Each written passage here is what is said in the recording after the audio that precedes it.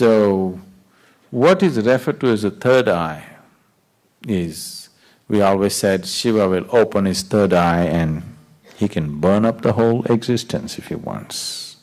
You need to understand, this is a dialectical culture. You don't take these things literally, logically. You need to always read behind it. Unfortunately, people start interpreting it as a logical thing and its whole thing is so badly distorted. Dimensions which cannot be expressed logically are always packed up in these kinds of stories so that they are preserved without distortion.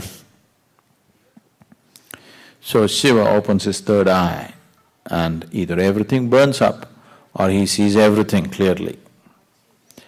So third eye is not a physical thing. It is just that if your energies reach a certain peak within you, you have a new clarity of vision of life. You see everything from a completely different dimension. So you start seeing things, it's an inner eye, we say. We can say you can turn it inward or outward, whichever way you turn it. So these eyes are only outward. You can't roll your eyeballs inward and see what's within you, isn't it? So third eye is both ways. If you want, you can turn it inward or you can turn it outward. Whichever way, you are seeing life beyond the normal limitations of your perception. Your perception has risen beyond the physical. That is the third eye. Why is it connected to a particular spot in your body? Among the seven chakras, the sixth dimension is called as Agna. Agna is located slightly above where the eyebrows meet. There are three dimensions attached to it. These three dimensions are traditionally named after Shiva, three different forms of Shiva. But these three are actual experiential points in the body, where if your energy moves to that point, your experience of life alters itself. The whole process of whatever spiritual process you're doing, consciously or unconsciously, is fundamentally to move to a higher plane of perception, isn't it? Yes? You call it God, you call it Kundalini, you call it yoga, you call it what you want. But fundamentally, the whole thing is to raise your perception from a limited physical perception to a higher possibility. So if your energies are in the lowest chakra, which is referred to as the Mooladhara, food and sleep will be the most dominant factors of your life. Only food and sleep. You will not know anything else. If energies move into Swadhisthana, then you are a pleasure seeker, you enjoy the physical world in so many different ways. If your energies move into Manipuraka, then you are a doer in the world, you are an achiever. If your energies move into Anahata, you are a creative person, maybe you're an artist, you're a painter, you're something, you're more creative about life. If your energies move into Vishuddhi, if they become dominant there, you are a powerhouse. Power need not just mean this. Human beings can be powerful in so many different ways. So, this is the power center. If energies move into your Agna, then you have clarity of vision. Now, you are intellectually realized, not experientially realized. Intellectually realized, you touched a point where life cannot disturb you. Life cannot take a toll on you because intellectually you're realized, but still you're not ecstatic in any way. You don't know the ecstasy of life, but you have stability of life. Nothing can touch you, nothing can disturb you, you come to that point. From the lowest point of Mooladhara to Agna, there are many ways of reaching there. There's so many paths, a million different paths of how to get there. But from Agna to Sahasrara, there is no way. It's a pathless path. This is the reason why a lot of people are talking only about peace, because they only got till here and they don't know what's beyond. So they're assuming and concluding that that's all there is, because there is no particular path or method to get beyond. There are no particular methods or there are no methods. When all methods are dropped, only then from Agna to Sahasrara one will reach.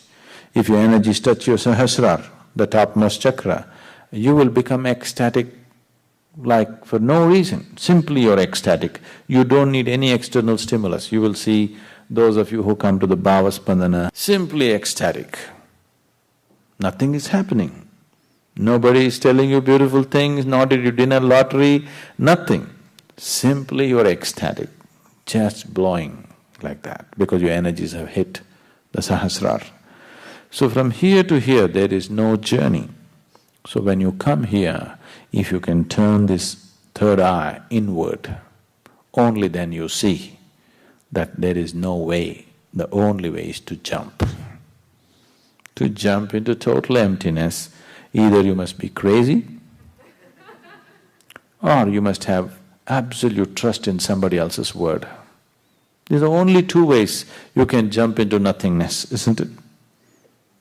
Either you must be crazy, that you don't care what happens to you, or you have so much trust in somebody, if he says jump, you will anyway jump.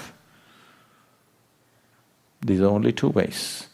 So, the third eye is something that gives you a total clarity of how things are, how life processes. When I say life, don't think of life in terms of waking up in the morning, eating, going to the party, not that life. Fundamental life, life as you, life as an entity, life as a basis of existence right now. Once you have a clear vision of this, then the way you function and the way you conduct your life is very, very different.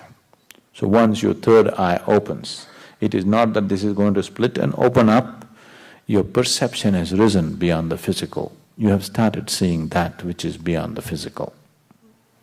You know, have you heard about those schools and they have them blind so that they develop this ability to do remote viewing and… No, those schools are fundamentally trying to develop the intuitive nature of the mind. But I am not talking about the mind when I say the third eye. See, mind is capable of fantastic things by itself. You have not explored even a small percentage of the mind's capabilities. Human beings have not explored even a very small capabilities of the mind. What they're trying to do by closing off the eyes for a certain period is to develop an intuitive mind. See, for example, a person who is visually handicapped, his sense of the other four senses are very high, isn't it? Have you noticed this? Their capability is so uncanny about how they hear things, how they know things just by the direction of the sound is so uncanny. So that is about heightening a certain aspect of the mind so that they become intuitive. That's a different dimension. If even in India, people who want to train in astrology, people who want to train in predicting other people's lives and things, they shut their eyes off for long periods so that they learn to use their mind in a particular way. When I say third eye, we are not talking about the mind at all. It doesn't involve the normal process of the mind. It's a different dimension by itself. For more on Sadhguru, visit www.ishafoundation.org.